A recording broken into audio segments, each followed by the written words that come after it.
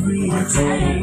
With or without, it's easy for us without a doubt. As we spend our days searching for ways, love is all we know. So is radio.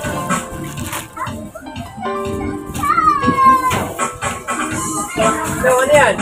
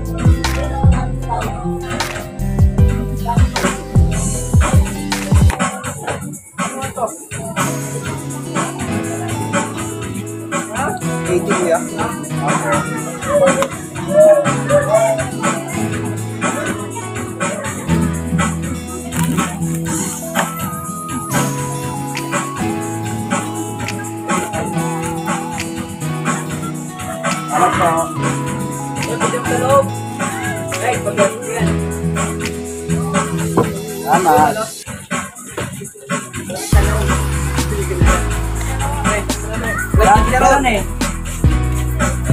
Dapat chicharon. Wala ulit. Ako lang chicharon. Wala eh.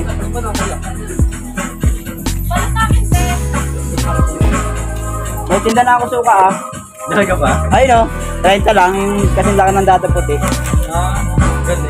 Asan si Jane? Eh bakit may pabito? Tantara yung Wala, vlog sa vlog.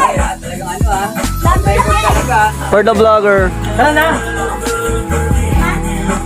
Nagiinom ako eh. Ay.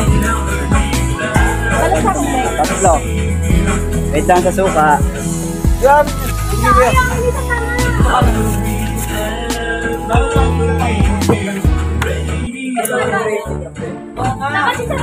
Wala ka chicharon!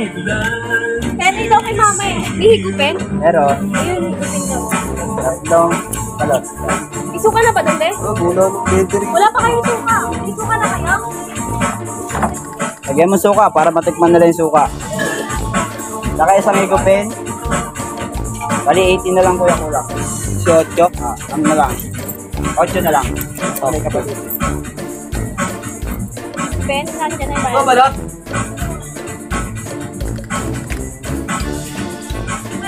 Eh? Janet? Ay! Kuya mo? Ano yan? Ano? Ah, si Jason. Si Jason po. Ang tatangki. Kasi bugo yan ah.